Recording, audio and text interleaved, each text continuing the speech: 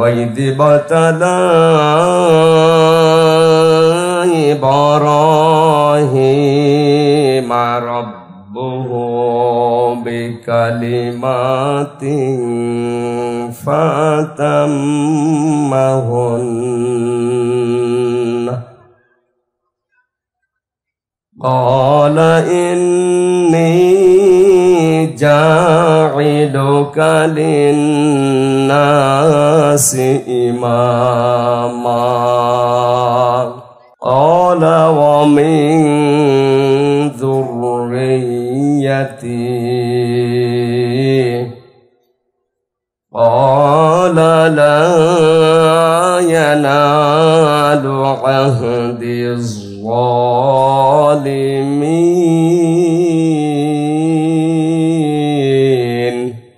وقال تعالى في آية أخرى إن الله اشترى من المؤمنين أنفسهم وأموالهم بأن لهم الجنة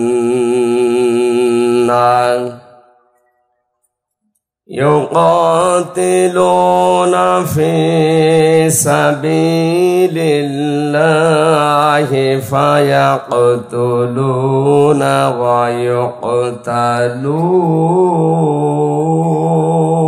ويقتلون وعدا عليه حقا في التوراة والإنجيل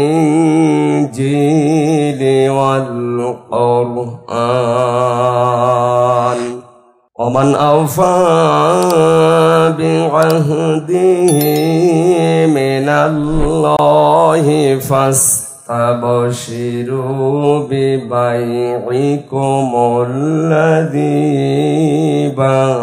بايعتم به وذلك هو الفوز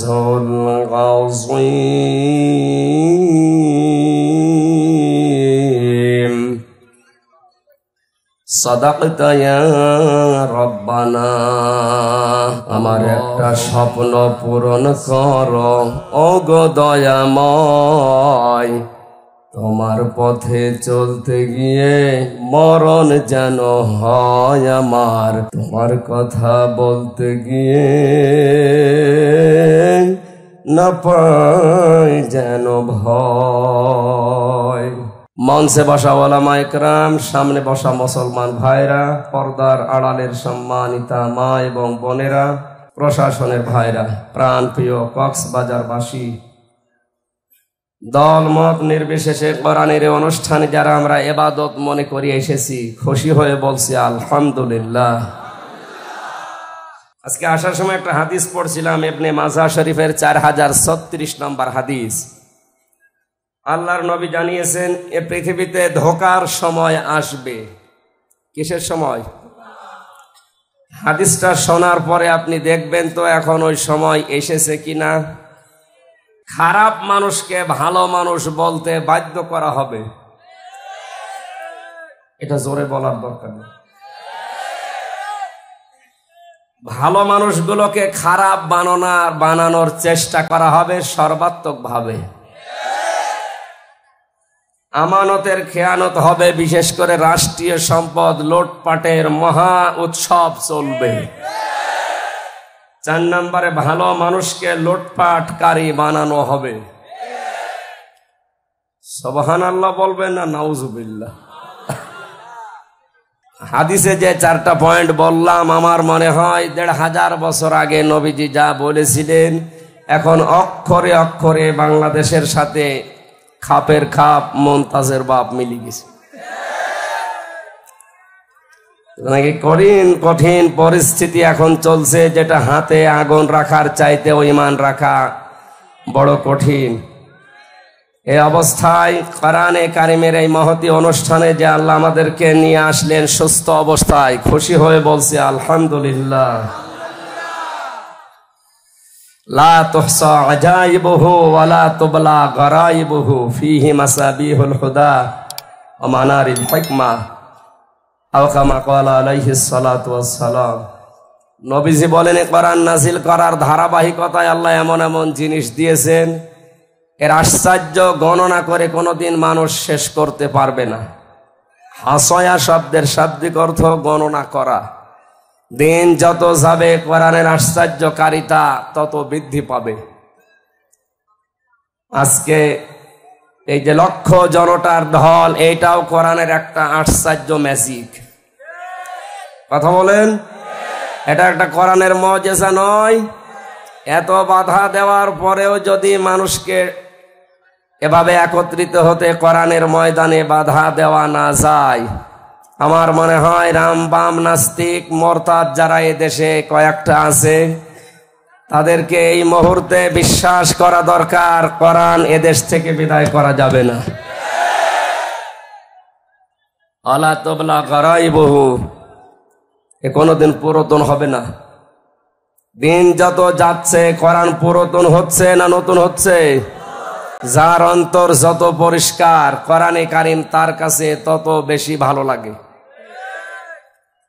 আল্লাহ রাব্বুল আলামিন বলেন, ইন্নামাল মুমিনুনা আল্লাযীনা ইযা যুকিরাল্লাহু ওয়াজিলাত কুলুবুহুম ওয়া ইযা তুলিয়াত আলাইহিম আয়াতুহু যাদাতুহুম ঈমানা ওয়া আলা রাব্বিহিম ইয়াতাওয়াক্কালুন। সূরা আনফালের 2 নম্বর আয়াতে আল্লাহ জানিয়েছেন, এ পৃথিবীতে মুমিন সত্যিকারের তারা, যাদের সামনে আল্লাহর নাম উচ্চারণ হলে তাদের অন্তরাত্মা কেঁপে ওঠে। কোরআনে কারিমের আয়াত দিয়ে যখন তাদেরকে বোঝানো হয়, তাদের ঈমান যা আছে ওইটা আরো বেড়ে যায়। এখানে তেলাওয়াত শব্দটা আল্লাহ দিয়েছেন, ওয়াইদা তুলিয়াত আলাইহিম আয়াতুহু যাদাতুহুম ঈমানা। সারাদিন গরুকে আমরা দেখি এরা লতা পাতা ঘাস খড় কোটা এগুলো খায়, রাতের বেলা দাঁড়িয়ে অথবা বসে জাগর কাটে, যেটা এইটার নাম আরবিতে তেলাওয়াত। আমরা এখান থেকে যতটুকু সেই সকাল 10টা থেকে রাত 10টা পর্যন্ত শুনছি, কালকে সকাল থেকে আমরা জাগর কাটা তেলাওয়াত করা আরম্ভ করব ইনশাআল্লাহ।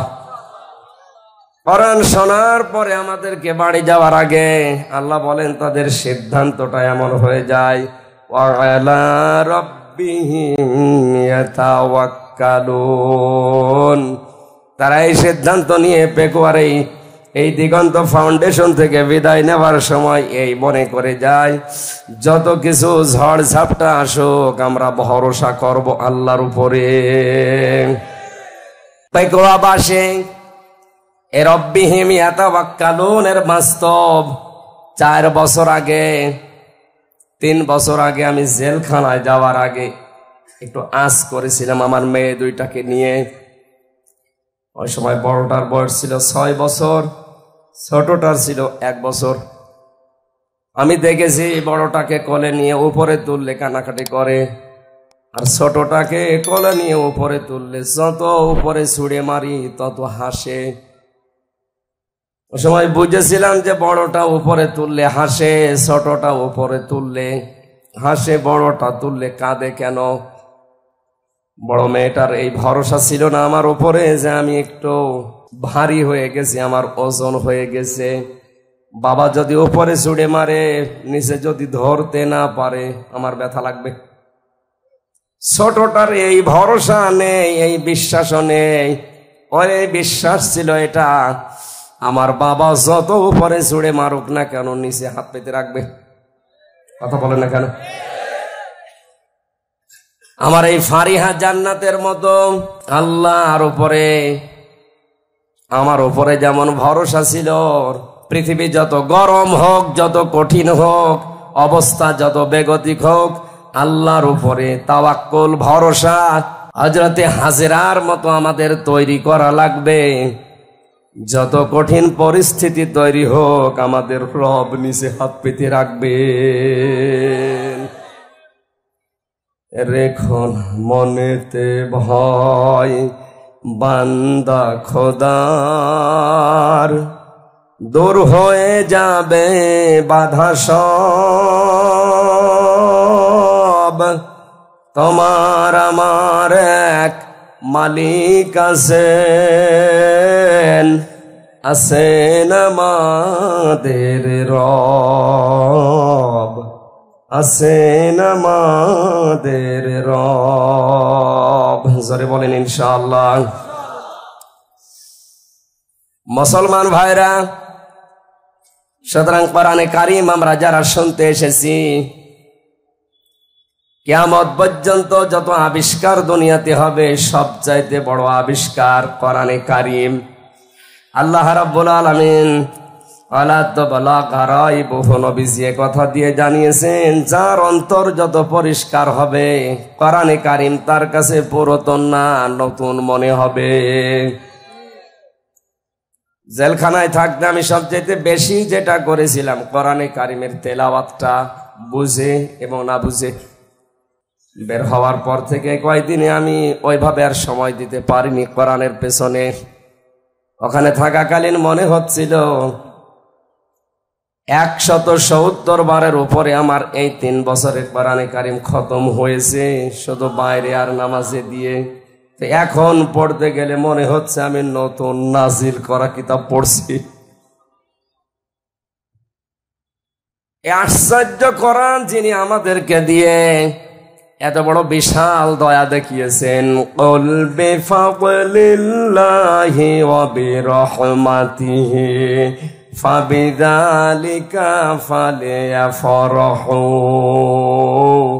হুয়া খায়রুম মিম্মা ইয়াজমাউন। সূরা ইউনূসের 58 নম্বর আয়াতে 11 পারা 14 নম্বর পৃষ্ঠা 7 নম্বর লাইনে এটা এসেছে। আল্লাহ তাআলা বলেন, নবী আপনি বলুন, তামাম দুনিয়া যা পেয়ে আনন্দ করে খুশি হয়, ওগুলো সব অস্থায়ী, একটাও স্থায়ী না। আজ যারা যেভাবেই হোক ভোট করে মন্ত্রী হয়ে এমপি হয়ে আনন্দ আছে, খুব বেশি হলেও টিকলেও 5 বছর। কথা বলেন না কেন? যতই আনন্দ করেন না কেন, কয় বছর? আল্লাহ পাক বলেন, আমি যেটা পাঠালাম এটা ওইরকম অস্থায়ী না, স্থায়ী। শুধু এতটুকুই না, দুনিয়া যতদিন আছে থাকবে, কিয়ামতের পরেও এ কোরআনে কারীম থাকবে। কিয়ামতের পরে জান্নাতি মানুষদেরকে আল্লাহ যেটা তেলাওয়াত করে শোনাবে, ওইটার নাম কি? আরো জোরে বলেন। জান্নাতের ওই অনুষ্ঠানে আল্লাহর কুদরতি মুখে কোরআনে কারীমের এই অনুষ্ঠানে বসে যেন আমরা নিজেরা শোনার মতো একটা জায়গা পাই। আজকের এই অনুষ্ঠান ওই ব্যবস্থা আমাদের করে দেন, বলেন আমিন। তামাম দুনিয়া যা পেল, এগুলো পেয়ে ওরা আনন্দে আছে, করুক। হে নবী, আপনার উম্মতদেরকে বলবেন তারা যেন আনন্দ করে কোরআন পেয়ে। কি পেয়ে? কারণ তামাম দুনিয়ার চাইতে আমি আল্লাহর কাছে কোরআনে কারীম শ্রেষ্ঠ সম্পদ। জোরে বলেন আল্লাহু আকবার।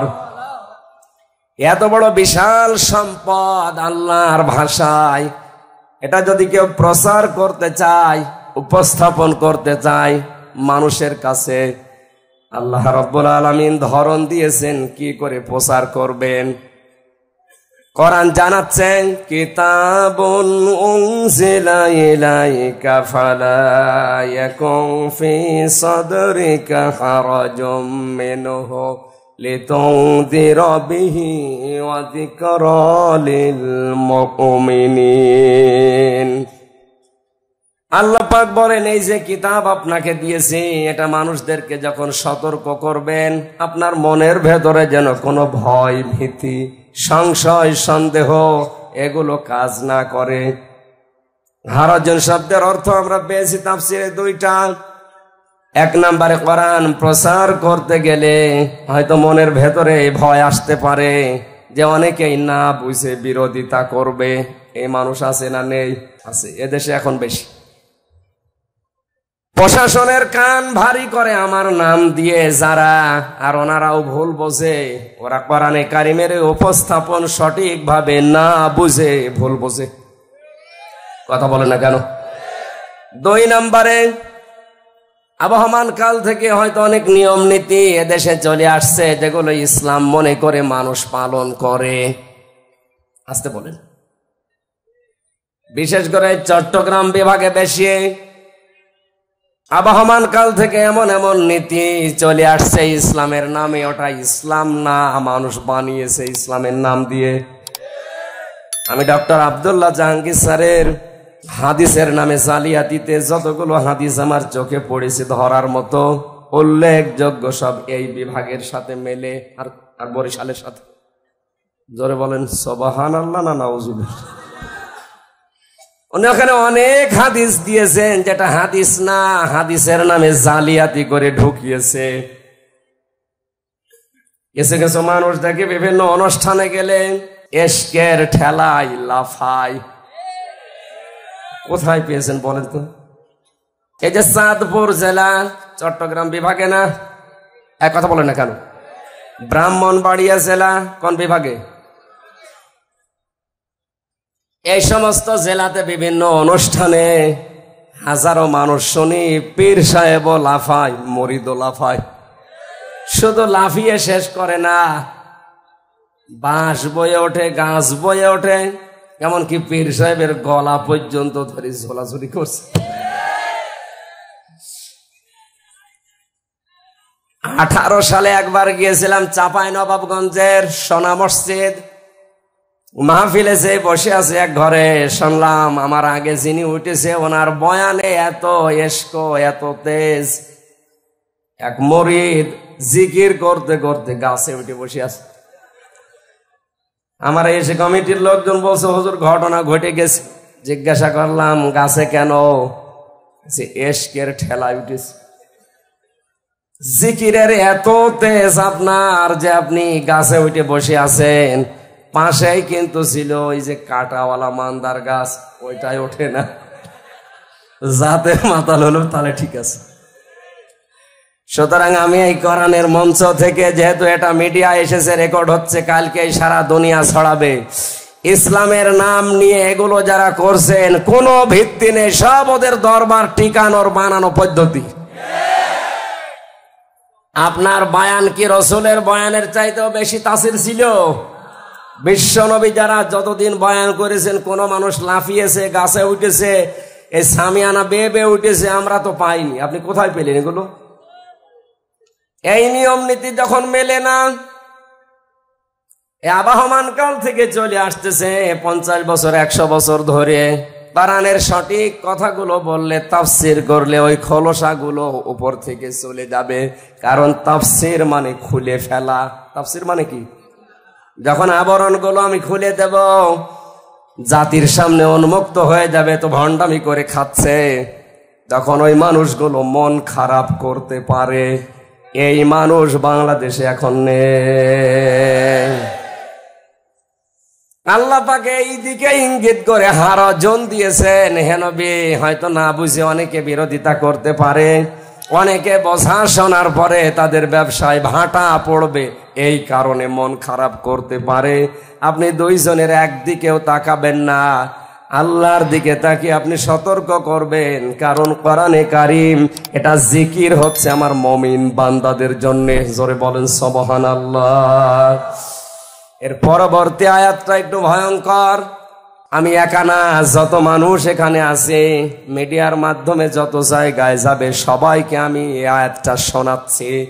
ইত্তাবিউ মা উনজিলা ইলাইকুম মির রাব্বিকুম ওয়া লা তাত্তাবিউ মিন দুনিহি আউলিয়া কলিলাম মা তাযাক্কারুন। চিৎকার করে বলেন আল্লাহু আকবার। ইত্তাবিউনা, ইত্তাবিউ বহু বচন দিয়েছেন আল্লাহ। পেকুয়াবাসী, পৃথিবীর মানুষকে এই ময়দান থেকে জানাও, সবাই মিলে তোমরা অনুসরণ করো, ইত্তেবা করো, দেখে দেখে চলো। মা উনজিলা ইলাইকুম মির রাব্বিকুম, তোমাদের রবের পক্ষ থেকে যেটা নাযিল হয়েছে। কক্সবাজার বাসীকে বলতে চাই, আমাদের রবের পক্ষ থেকে যেটা নাযিল হয়েছে তার নাম কি? এই বলেন বলেন। সুতরাং অনুসরণ যদি করা লাগে সবাই মিলে, কোনটা করা লাগবে? আরো জোরে। এমনকি কেউ যদি তাবলীগ করে তাও কোরআনের করা লাগবে। সূরা মায়েদার 67 নম্বর আয়াত এটার প্রমাণ। ইয়া আইয়ুহার রাসূল বাল্লিগ মা উনজিলা ইলাইকা মির রাব্বিক, হে রাসূল আপনাকে আমি নির্দেশ দিলাম আপনি তাবলীগ করবেন যেটা আপনার রব আপনাকে দিয়েছে। কিসের? তাহলে আয়াত থেকে প্রমাণ হয় কোরআনের তাবলীগ করা, প্রচার করা এটা নফল না ফরজ? আরো জোরে বলেন কি? এখানে যেটা প্রচার হচ্ছে তাসের আমার বাবার প্রচার করছি, এই কথা বলেন না কেন? সুতরাং এটা ফরজ কাজ। বাংলাদেশে এটা আরো ব্যাপক হওয়া দরকার। সুতরাং পেকুয়ার ময়দানে শুধু 2টা না, সারা বাংলাদেশের 68,000-এর উপরে গ্রামে কোরআনের প্রচার এখন ফরজ। আমাদের রবের পক্ষ থেকে যেহেতু এটা এসেছে, অনুসরণ আমরা সবাই মিলে যদি করতেই হয় এটা করব। কোন মানুষের আদর্শ সবাই মিলে আমরা অনুসরণ করতে পারি না। হয়তো কিছু মুষ্টিমেয় মানুষ অনুসরণ করছে না বুঝে। আমরা যদি অনুসরণ করতে চাই, দেখে দেখে চলতে চাই, কি দেখে চলা লাগবে? ওয়ালা তাত্তাবিউ, সাবধান, মিন দুনিহি আউলিয়া, তোমরা অনুসরণ করবা না দুনিয়ার কোন অলির। অলির বহু বচন আউলিয়া, কোন অলির অনুসরণ দরকার নেই। কে বলছেন বলেন তো? আল্লাহ কি অলিদের বিরুদ্ধে? হ্যাঁ, বাংলা অর্থ শুনে মনে হচ্ছে আল্লাহ অলিদের বিরুদ্ধে। তাফসিরে ফি জিলালিল কোরআন সাইয়্যিদ কুতুব লিখেছেন আল্লাহ কেন অলিদের অনুসরণ করতে নিষেধ করলেন। আল্লাহ তাআলা ভালোভাবে জানেন ভবিষ্যতে এমন সময় আসবে আমার আবেগওয়ালা কিছু বান্দা আছে, তারা আমি আল্লাহর চাইতে তাদের আব্বাকে বড় মনে করবে, যেটা বাংলাদেশে এখন 100%। আপনি আবার অন্যদিকে নিয়েছেন না। কলিলাম মা তাযাক্কারুন, আল্লাহ বলেন এরপরও কিছু মানুষ আমার উপদেশ গ্রহণ করে, অধিকাংশ মানুষই মুখ ফিরিয়ে চলে যায়। আপনারা এই মুখ ফেরানোর দলে যাবেন না উপদেশ নেবেন? এই কোরআনে কারিম থেকে আমি 2টা আয়াত পড়েছি, সূরা বাকারার 124 নম্বর আয়াত আর সূরা তাওবার 111 নম্বর আয়াত। সূরা বাকারার 124 নম্বর আয়াতটা পড়েছিলাম এই কারণে, কয়েকদিন আগে, মাত্র 8-9 দিন হলো, 8 দিন আগে এখানে পাশে যেখানে ছিলাম বলেছিলাম এই আয়াতে হযরত ইব্রাহিম আলাইহিস সালামকে আল্লাহ পৃথিবীতে 50টা পরীক্ষা করেছে। কয়টা? সূরা তাওবার আয়াতটা নরম আয়াত, এইটা পড়ি, অসুবিধা নেই। রাসূলের উপরে দরুদ আর সালাম পাঠ করার মাধ্যমে সূরা তাওবার এই আয়াতটায় আপনি মন দিয়ে ধীর স্থির ভাবে শোনেন, কিছু পাবেন ইনশাআল্লাহ। জবান খুলে পড়েন, আউযু বিল্লাহি মিনাশ শাইতানির রাজিম, বিসমিল্লাহির রহমানির রহিম, ইন্নাল্লাহা আশতারা মিনাল মুমিনিনা আনফুসাহুম ওয়া আমওয়ালাহুম বিআন্না লাহুমুল জান্নাহ। আমার ভাইরা, কোরআন যত অ্যাক্টিভ ভাবে মানুষ শুনবে আল্লাহ তার দিকে তত বেশি নজর দিয়ে থাকবে। ইমাম মালিক 100 বার আল্লাহকে স্বপ্ন দেখেছিলেন, 100 বারই তিনি জিজ্ঞাসা করেছেন মাবুদ তোমার নজর বেশি কোন দিকে থাকে। আল্লাহ পাক তাকে স্বপ্নে 100 বারই জানিয়েছেন ইমাম মালিক রে আমি সবচাইতে বেশি গুরুত্ব দিয়ে নজর দিয়ে থাকি আমার ওই বান্দার দিকে, যে বান্দা আমার কোরআন পড়ে। সুতরাং খুব স্থির ভাবে শুনবেন। প্রধানমন্ত্রী আজকে যদি বলে আমার কাছে অমুককে নিয়ে আসো, আমি তাকে দেখব, মানুষ পাগলের মতো এই 400 কিলো দূর থেকে ছুটি যাবে। কথা বলেন না কেন? হাদিস দিয়ে নবীজি জানালেন যে ব্যক্তি কোরআন পড়ে স্থির ভাবে শোনে মনোযোগ দিয়ে, মহান আল্লাহ তার দিকে নজর দিয়ে থাকে। সুতরাং তামাম দুনিয়ার সব প্রধানমন্ত্রীর চাইতেও আল্লাহর নজর পাওয়া জরুরি কিনা? আরো জোরে বলেন। ওই দিকে তাকিয়ে যদি আপনি সেই সকাল 10টা থেকে রাত 10টা পর্যন্ত অনেক ধৈর্য ধরেছেন, আর আধা ঘন্টা ধৈর্য ধরা যাবে না? স্থির ভাবে এখান থেকে 4টা শিক্ষা আজকে নিয়ে যাব ইনশাল্লাহ। আমি এদিকে ওদিকে ডালপালা সব বাদ দিয়ে সরাসরি তাফসীরে প্রবেশ করছি। আল্লাহ পাক বলেন ইন্নাল্লাহ হাশতারা, অবশ্যই আমি আল্লাহ ক্রয় করে নিয়েছি, কিনে নিয়েছি, মিনাল মুমিনিনা, মুমিনদের কাছ থেকে, আনফুসাহুম ওয়া আমওয়ালাহুম, তাদের জান আর তাদের মাল, বিনিময়ে তাদেরকে আমি আল্লাহ জান্নাত দিয়ে দিয়েছি। জোরে বলেন আলহামদুলিল্লাহ। ও কক্সবাজারবাসী, আপনার জীবনের এই ইবাদত বন্দেগী গুলো এতদিন যাই করেছেন, এটা কবুল হয়েছে কিনা একটা জানার মতো একটা পদ্ধতি আছে। আল্লাহর নবী জানিয়েছেন মানুষের জীবনের ইবাদত বন্দেগী কবুল হচ্ছে কিনা এটা জানার পদ্ধতি, তার আচরণ যদি মানুষের সাথে ভালো হয়, উত্তম হয়, তার মুআমালাত মুআশারাত বুঝতে হবে তার পেছনের আমল আখলাক আল্লাহ কবুল করেছেন। মুসলমান ভাইরা, পৃথিবীর কোন মানুষের আমল আখলাক, তার পেছনের জীবনকে যদি আল্লাহ পছন্দ করে, ওই মানুষটাকে আমরা হাদিস পড়েছি সাধারণ ভাবে তাকে আল্লাহ মরণ দেন না, শাহাদতের মরণ দিয়ে তার জীবনটা আল্লাহ ধন্য করে দেন।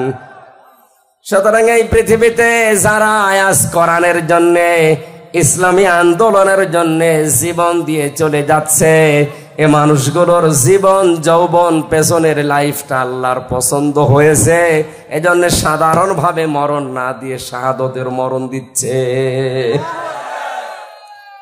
এর দলিল সূরা আলে ইমরানের 140 নম্বর আয়াত, খুব ভালো করে খেয়াল করবেন। ওয়ালিয়ালামাল্লাহুল্লাযীনা আমানু ওয়া ইয়াত্তাখিযা মিনকুম শুহাদা আল্লাহু লা ইউহিব্বুজ জালিমিন। এই ভালো করে মিলাবেন। তোমাদের ভেতরে সবাইকে আমি শাহাদাতের মরণ দেই না। বিশ্ব নবী সারাটা জীবন তিনি দোয়া করতেন, হযরতে ওমরেরও সারা জীবনের দোয়া ছিল এইটা, আল্লাহুম্মা ইন্নী আসআলুকা শাহাদাতান ফি সাবিলিক ওয়াজআল মাউতি ফি বালাদি রাসূলিক। হযরতে ওমর সারা জীবন বলেছিলেন, আল্লাহ আমাকে সাধারণ ভাবে মরণ দিও না, মরণ যদি আমারে দাও তুমি শাহাদতের মরণ দিও, আর রাসূলের শহরে মরণ দিও। জোরে বলেন সুবহানাল্লাহ। সাধারণ ভাবে মরার শাহাদতের মরণ পার্থক্য কি? এই যে মুরব্বী সভাপতি যদি কালকে মারা যান, যদি ঈমান নিয়ে মারা যেতে পারে, কবরে থাকবে, ঘুমিয়ে পড়বে, এই শেষ, আর কিছু নেই। কিয়ামত পর্যন্ত শুধু ঘুমিয়েই থাকবে। সিংহায় যেদিন ফুৎকার দেওয়া হবে ওই দিন উনি টের পাবে, এর মাঝখানে আর কিচ্ছু টের পাবে না, এতটুকুই শেষ। কিন্তু কোন মানুষ যদি শাহাদতের মরণ পায়, ও লোকটা শুধু মরণের পরে ঘুমিয়ে থাকবে না, মরণের সঙ্গে সঙ্গে কবরে দেবেন, ওই সময় থেকে আল্লাহ নিজে তাকে খাওয়াবেন। আলা তাহসাবান্নাল্লাযীনা কুতিলু ফি সাবিলিল্লাহি আমওয়াতা বাল আহইয়াউন ইনদা রাব্বিহিম ইরযাকুন। সূরা আলে ইমরানের ভেতরে আল্লাহ জানিয়েছেন, হে নবী, আমি আল্লাহর রাস্তায় যাদেরকে হত্যা করা হয়, মেরে ফেলা হয়, শহীদ করা হয়, এদেরকে আপনি মৃত ভাববেন না। এরা জীবিত, শুধু জীবিত না, এদেরকে আমি আল্লাহ নিজে রিজিক দান করি। জোরে বলেন আল্লাহু আকবার। পেকুয়া বাসে ঘুমিয়ে থাকলে খাওয়া লাগে, কথা বলেন না কেন? খাওয়া লাগে জীবিত থাকলে। সুতরাং এই দেশে যাদেরকে গুম করা হচ্ছে, খুন করা হচ্ছে, ফাঁসি দেওয়া হচ্ছে অন্যায় ভাবে, মানুষগুলোকে যাদের শহীদ করা হয় পৃথিবীতে, এদের জীবন যৌবন পেছনের লাইফ আল্লাহ পছন্দ করেছেন। নয়তো সাধারণভাবে মরণ দিয়ে ঘুমিয়ে রাখতো। যেহেতু আল্লাহ তাদের জীবন যৌবন পছন্দ করেছে, তাদের প্র্যাকটিক্যাল লাইফটা আল্লাহর ভালো লেগেছে, এজন্য ঈমান নিয়ে মরণের পাশাপাশি তাদেরকে আল্লাহ শাহাদতের মরণ দিয়ে ধন্য করছে। নবীজির চাচা হযরতে হামজা রাদিয়াল্লাহু তাআলা আনহু ইন্তেকালের প্রায় 30 বছর পর তার কবরটা একবার মদিনায় ঢল হওয়ার কারণে ভেঙে গিয়েছিল। ওই সময় ছোটবেলায় তার সাথে যারা যুদ্ধে লিপ্ত হয়েছিল, এখন তারা বড় হয়ে গেছে। রক্ত অনুসন্ধান করতে করতে যে দেখে হযরতে হামজার যে সমস্ত জায়গায় কাফেররা তরবারি দিয়ে আঘাত করেছিল, ওই ক্ষত চিহ্ন দিয়ে ফেনকি দিয়ে রক্ত বের হচ্ছে। আমার প্রশ্ন হচ্ছে, মানুষ যদি খাবার খায় তাহলে রক্ত গোশত তৈরি হয়, কথা বলেন ঠিক কিনা? খাবার না খেলে তার রক্ত তৈরি হবে কি করে? এই আয়াত দ্বারা, হযরতে হামজার জীবনী দ্বারা প্রমাণ হয় যে মানুষগুলো শাহাদত বরণ করে, ওদেরকে আল্লাহ এমনিতে ঘুমিয়ে রাখে না, খাবার খাওয়ান। আমাদের জীবনের একমাত্র চাহিদা, তোমরা যেটা চাও আমাদেরকে মেরে ফেলতে, আমরাও মরতেই চাই, কুকুর শিয়ালের মতো না, আমরা মরতে চাই শাহাদতের মরণ নিয়ে। আমরা মরণ চাই কিসের? আল্লাহ বলেন, আমি কিনতে চাই সবার টানা মিনাল মুমিনিনা, মুমিনদের কাছ থেকে। আজ বাংলাদেশ মুনাফিকে ভরে গেছে, এজন্য বহু কিছু তৈরি করে দিচ্ছে, কবুল হচ্ছে না। আল্লাহ তাআলা দেননি যে ইন্নাল্লাহ হাশতারা মিনাল মুনাফিকিনা, আমি মুনাফিকদের থেকে কিনতে চাই না। এজন্য আমাদের আগে মুমিন হওয়া লাগবে। মুমিন না হয়ে মসজিদ বানিয়ে টাইলস লাগিয়ে দিলেও কবুল। আরো জোরে বলেন। আমার কথার ওজন কত আপনি টের পাচ্ছেন? আজ মুমিন না হয়ে আপনি মুনাফিক হয়ে মসজিদে টাইলস লাগিয়েছেন, মসজিদে ফ্যান লাগিয়েছেন, কার্পেট বিছিয়ে দিয়েছেন, 3 তলা মাদ্রাসা বানিয়ে দিয়েছেন। আল্লাহর কসম, আল্লাহ কিনবে না, আল্লাহ কিনতে চাই শুধুমাত্র মুমিনেরটা। আর মুমিন ওই লোকটা যে ভালো কাজে আনন্দ পায়, অন্যায় কাজ দেখলে তার কষ্ট লাগে। আজকের কাজটা ভালো কাজ না অন্যায় কাজ? জোরে বলুন। এই ভালো কাজে আজ আনন্দ যারা এলাকায় পায়নি, এটা বন্ধ করে দিলে যাদের খুশি হতো, এরা ইমানদার না মুনাফিক? ওরা যদি পুরা পেকুয়া মাদ্রাসা বানিয়ে দেয়, কবুল হবে? বলেন বলেন। শক্ত হয়ে যাচ্ছে না? এইটা আয়াতের কথা। আমরা জানি কোন বিষয় যদি কেউ বেচা কিনা করতে চায়, 4টা জিনিস সামনে রাখা লাগে। একটা সম্পদ লাগে, কি কথা বলেন না কেন? একটা মূল্য লাগে, কি? আর একজন বিক্রেতা লাগে যে বেচবে, একজন ক্রেতা লাগে যিনি কিনবে। এবার আপনার মগজ, আপনার মাথা এদিকে দেন। এখানে সরাসরি ক্রেতাকে, আরো জোরে, জোর হইল না? উনি কি আমাদের মতো মেধা নিয়ে আছে? বলেন। উনি এত সক্ষম, আমরা বাজারে গিয়ে পচা মাছ কিনতে চাই না। আমাদের আল্লাহ, আমাদের মালিক যিনি, তার যোগ্যতা, তার সক্ষমতা কত বেশি আপনার কল্পনায় ধরবে না। তিনি যদি কোনো কিছু কিনতে চায়, পচা জিনিস, অবৈধ জিনিস, মিথ্যা জিনিস কিনবে। আজ বাংলাদেশে যাদের সব কিছু মিথ্যার উপরে গড়ে উঠছে, ওদের জীবন আল্লাহ কিনবে? আরো জোরে। ওদের মাদ্রাসা কিনবে, মসজিদ কিনবে, ওদের তাবলিগ কিনবে। আপনি যদি বলেন এখন সব আমার গায়ে পড়ছে, না, আপনাকে আমি বাঁচার জন্য বলছি। আল্লাহ ইন্নাল্লাহ হাশতারা মিনাল মুনাফিকিনা দেননি, ইন্নাল্লাহ হাশতারা মিনাল কাফিরিনা দেননি, ইন্নাল্লাহ হাশতারা মিনাল মুশরিকিনা দেননি। আল্লাহ দিয়েছেন ইন্নাল্লাহ হাশতারা মিনাল মুমিনিন। আপনাকে আগে মুমিন হওয়া লাগবে। কি হওয়া লাগবে? আরো জোরে। মুমিন হওয়ার জন্য আয়াতের পরবর্তীতে 10টা গুণ আল্লাহ দিয়েছেন। এই গুণগুলো যদি আমরা অর্জন করতে পারি, মহান আল্লাহ বলেন যালিকা হুয়াল ফাউজুল আযীম, এদের জীবন হবে মহা সফল। জোরে বলেন আল্লাহু আকবার। কোরআনে কারীম আমি যেই ধাঁচে বোঝাচ্ছি, আপনি কি বুঝতেছেন? তাহলে আমাদেরকে কিছু বিক্রি করতে হলে কি হওয়া লাগবে? আরো জোরে। মুনাফিক হলে, মুনাফিকের যে আচরণগুলো আমরা জানি, তার 1 নাম্বার, কথা বললেই কাজ করলেই মিথ্যা কথা বলে, মিথ্যা কাজ করে। আজ তাদের জীবন যৌবন কথাবার্তা সব জাতির সাথে মিথ্যা। ওদের 6000 মসজিদ বানিয়ে দিলেও কবুল হবে না। মুসলমান ভাইরা, আমি আপনাকে বলছি, মুসলমান ভাইরা আপনাকে বলছে, ইমানদার না হয়ে তামাম দুনিয়া মসজিদ বানানেও লাভ নেই। আপনি করছেন কার জন্যে? বলেন বলেন। উনি তো কিনতে চান না আপনারটা। কারণ মুনাফিক কথা বললে কি বলে? আমানত রাখলে। আরো জোরে। রাষ্ট্রের সম্পদ যারা আত্মসাৎ করে বেগম পাড়া বানিয়েছে, ওরা কিয়ামত পর্যন্ত বাংলাদেশে মসজিদ বানালেও কবুল হবে না। আমি না জোর করে কবুল করাবো আপনার বাবারটা। আমানত রাখলেই খেয়ানত করে, কথা বললেই কাজ করলেই মিথ্যা কথা বলে, মিথ্যা কাজ করে।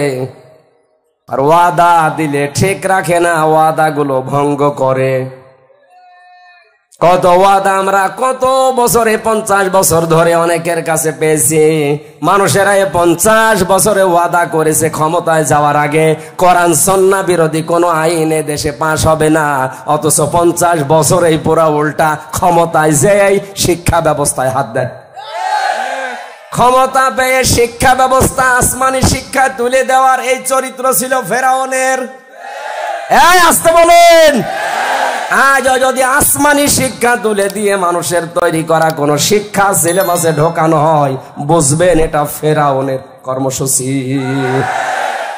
কিন্তু আমাদেরকে সাবধান হওয়া লাগবে এই জায়গায়। এই কারণে ক্লাস 7 পর্যন্ত, এর আগে ঠিক আছে, 7-এ যেটা দেওয়া হয়েছে আমি নাম নয় 9 নিলাম, অন্তত 1 থেকে 7 পর্যন্ত যাবার আগে আমাদের ছেলে মেয়েদেরকে এমন ভাবে তৈরি করা লাগবে, ওখানে যে পড়ুক সিলেবাস, কিন্তু বিশ্বাস যেন না করে। এদের মগজটা এইভাবে তৈরি করা দরকার আছে না নেই? এখন যদি বলেন না আরো কিছু দেরি আছে, অলস হয়ে থাকেন। একটা গল্প পড়েছিলাম 2 অলসের।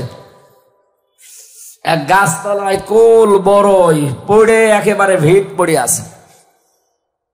পুলিশ যাচ্ছিল পাশ দিয়ে, এক অলস ডাক দিয়ে বলে, ভাই পুলিশ এদিকে আসেন। কেন? এ কুল বড়ই পড়ে আছে, আমি আজ সারাদিন প্রায় বসে আছি কিন্তু খেতে পারছি না, আপনি আমারে তুলে দেন। পাশের এক অলস তাকে পুলিশ বলছে, তুমি একটু তুলে দিতে পারো না? ওই অলস ডাক দিয়ে বলে, পুলিশ ভাই কি বলবো, কিছুক্ষণ আগে একটা কুকুর এসে আমার মুখ চাটছিল, ও দেখেছে তাও নাড়া দেয়নি, আর আমিও হাত দিয়ে নিষেধ করিনি। আমি হাসির খোরাকি দেওয়ার জন্য বলি নাই, বাস্তবতা এখন সামনে আমাদের এইটাই। এখনো যদি হাত না ছাড়া দেন, এখনো যদি আপনি একটু না করেন, কুকুর এসে মুখ চাটবে। কথা বলে না কেন? নাম ধরা লাগবে। এই জন্য আমাদের ছেলে মেয়েদেরকে এখন তৈরি করা লাগবে, এই যে কেজি 1 থেকে, পেলে থেকে, নার্সারি থেকে এমন ভাবে তারে শিক্ষা দিয়ে 7 পর্যন্ত নিয়ে যেয়ে পৌঁছিয়ে দেন, ও পাশ করার জন্য সিলেবাস পড়ুক, কিন্তু এটা তোর বিশ্বাস না করে। আমি আশা করি কথা ডিপলি না গেলেও বোঝাতে পেরেছি। আল্লাহ তুমি এদের তৌফিক দাও বোঝার, জোরে বলেন আমিন। আল্লাহ কিনতে চান প্রথমে মুমিনদেরটা। কি কিনবেন? আনফুসাহুম, তাদের জান। কি কিনবেন? বলেন বলেন। জান মানে আমাদের এই জান নিয়ে আল্লাহ কি করবেন? মানুষের জান তার জীবনকে পবিত্র করার জন্য আমি দুইটা ঔষধ পেয়েছি। এক নম্বরে মানুষের জীবন পবিত্র করার জন্য শিরিক মুক্ত জীবন তৈরি করা লাগবে। দেখো ভেবে চিন্তে আমাদের জীবনে যেন শিরিক না আসে। শিরিক আবার 4 প্রকার: শিরিক বিল জাত, শিরিক বিল সিফাত, শিরিক বিল ইখতিয়ার, শিরিক বিল হুকুক। এই 4 প্রকার আবার ভাগ ভাগ করলে হয় 72 প্রকার। এই সূক্ষ্ম সূক্ষ্ম বিষয়গুলো আপনি কোরআন হাদিস পড়ে পড়ে মিলিয়ে বাস্তবে সেট করবেন, যে কোনো পরিস্থিতিতে শিরিক যেন জীবনে না আসে। ইন্নাল্লাহা লা ইয়াগফিরু আন ইউশরাকা বিহি ওয়া ইয়াগফিরু মা দুনা যালিকা লিমান ইয়াশা। আল্লাহ পাক বলেন, বান্দার সব অপরাধ মাফ করে দেব, কিন্তু শিরিকের গুনাহ মাফ করব না। এজন্য আমাদের জীবনকে পরিচ্ছন্ন পবিত্র করতে হলে কি মুক্ত হওয়া লাগবে? 2 নম্বরে আমরা যেন বেদাত না করি। এই 2টা বিষয় যদি আমাদের ভেতর থেকে দূর হয়ে যায়, শিরিক আর বেদাত, আল্লাহর কসম আমাদের জীবন হবে পবিত্র পরিচ্ছন্ন। ওই জীবন আল্লাহ কিনতে চান। সাধারণ ভাবে কিনবে না, শাহাদতের মরণ দিয়ে ধন্য করে কিয়ামত পর্যন্ত রিজিক দিতেই থাকবে। 2 নম্বর, ওয়া আমওয়ালাহুম, তোমাদের মাল আল্লাহ কিনতে চান। মালের বহু বচন আমওয়াল আল্লাহ দিলেন এই কারণে আমি তাফসিরে খাজেনের ভেতরে মাল শব্দের ব্যাখ্যা পেয়েছি 9 প্রকার। কয় প্রকার? আরো জোরে। এর 1 নম্বরে আছে নেককার নারীর নাম। এই দুনিয়াতে সবগুলো নবীজির দৃষ্টিতে সম্পদ। আর দুনিয়া কুল্লুহা মাতাউন ওয়া খায়রু মাতাউদ দুনিয়া ইমরাতুস সালিহা। পৃথিবীর সব কিছুই সম্পদ, এর ভেতরে উত্তম শ্রেষ্ঠ সম্পদ হচ্ছে আল্লাহওয়ালা মেয়ে মানুষ। আল্লাহওয়ালা মেয়ে মানুষের গুণ আমি পেয়েছি আবার 4টা। কয়টা? হযরতে আসিয়া ছিলেন আল্লাহওয়ালা মেয়ে মানুষ। এই কথা বলেন না কেন? তার জীবনীতে দেখবেন সূরা তাহরিমের 11 নম্বর আয়াতটা আল্লাহ তার জন্য নাজিল করেছেন। এই দুনিয়াতে 2 জন নারীকে আল্লাহ 2টা আলাদা জিনিস দিয়েছিলেন। একজনকে জীবিত অবস্থায় সালাম দিয়েছেন, আমাদের নবীজির স্ত্রী খাদিজাতুল কুবরাকে। 2 নম্বরে জীবিত অবস্থায় জান্নাতের ঘর দেখিয়েছেন হযরতে আসিয়াকে। মা বোন যারা এসেছেন, মেয়েরা এসেছে, সম্মানিত মা বোনেরা, নেককার নারী হওয়ার জন্য অন্যতম গুণ হচ্ছে স্বামীর প্রতি আপনি যত কঠিন পরিস্থিতি হোক বরদোয়া দিতে পারবেন না। নবীজি বলেন, জাহান্নামের দিকে তাকিয়ে দেখলাম 2টা কারণে মেয়েরা জাহান্নামে বেশি যায়। 1 নম্বরে স্বামীর নাশুকরিয়া করে, 2 নম্বরে ওরা কথায় কথায় শুধু বরদোয়া দেয়, মানুষকে লানত দেয়। হযরতে আসিয়াকে হাতের ভেতরে ব্রেক লাগিয়েছে, কপালের ভেতরে ব্রেক লাগিয়েছে শলাকা, পায়ের ভেতরে ব্রেক লাগিয়ে ফেরাউন যখন তার মাথার উপরে গরম তেল ঢেলে দিচ্ছিল, আল্লাহ রাব্বুল আলামিন ফেরেশতা জিবরাইলকে বললেন, জান্নাতটা তুলে ধরো তার সামনে। অদরাবাল্লাহু মাসালাল লিল্লাযিনা আমানু ইমরাতা ফিরআউন إذ قالت رب ابن لي عندك بيتا في الجنة ونجني من فرعون وعمله ونجني من القوم الظالمين। জোরে বলেন আল্লাহু আকবার। আল্লাহ ইমানদারদের জন্য দৃষ্টান্ত দিলেন ফেরাউনের স্ত্রী আসিয়াকে। হযরতে আসিয়া ডাক দিয়ে বলে, রব্বুল আলামিন, এই কঠিন পরিস্থিতিতে তুমি আমার সামনে জান্নাত তুলে ধরেছো জীবিত অবস্থায়।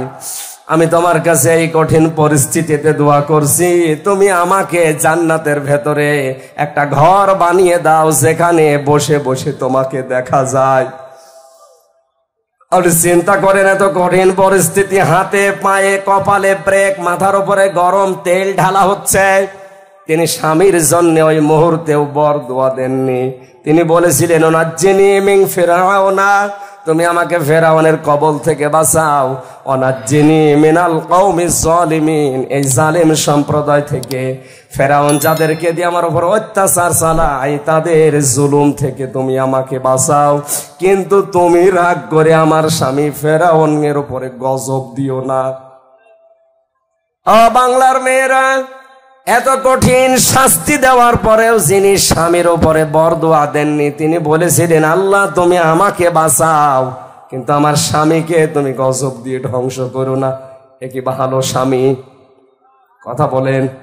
এ পৃথিবীতে ফেরাউনের মতো স্বামী কারো হয়েছে কিনা আমি জানি না, কিয়ামত পর্যন্ত মনে হয় হবেও না। এত বড় ভয়ঙ্কর স্বামী শাস্তি অবস্থায় যদি বরদোয়া না দেয়, আপনার একটা সাবান কম হলে আপনি বরদোয়া দেন, গালি দেন, আপনি মানুষ, আপনি আবার নেককার দাবি করছেন। দ্বিতীয় নম্বর, যাদের চরিত্র মহিলাদের জন্য আদর্শ বলা হয়েছে, 6 জন কথা আমি লিখেছিলাম এখানে, তার 6 নম্বরে হযরতে ফাতেমাতুজ জোহরা। ফাতেমাকে আল্লাহ 2টা কারণে জান্নাতের নেত্রী বানিয়েছেন। 1 নম্বরে তার সারাটা জীবনে তিনি পর্দা লঙ্ঘন করেননি। 2 নম্বরে তিনি যতদিন বেঁচে ছিলেন স্বামীর মনে দুঃখ দেননি। একবার একটু দুঃখ পেয়েছিল, সঙ্গে সঙ্গে তিনি পরিবর্তন করে নিয়েছেন নিজেকে। তার পেছনে কারণ ছিল, তার বাবা হযরতে মুহাম্মদ রাসূলুল্লাহ ডাক দিয়ে বললেন, মা ফাতেমা, তুমি আর যাই করো না কেন, আমার জামাই আলী যদি তোমার উপরে বৈধ কাজে নারাজ থাকে, আমি তোমার বাবা নবী হয়ে বলছি, তোমার জানাজায় আমি যাব না। আজ বাংলার বাবারা যদি মেয়েদেরকে এভাবে একটু শাসন করে দিত, হাজার হাজার পরিবার ভাঙ্গা থেকে বেঁচে যেত। বাবার আরো সাহস দেয়, কিছু হলে তুই চলে আসবে, তোর অন্য জায়গায় বিয়ে দেব। এক মেয়ে বিয়ে দিবা কয় জায়গায়? আমি মালগুলোর পুরা ব্যাখ্যা। মাল মানে কি?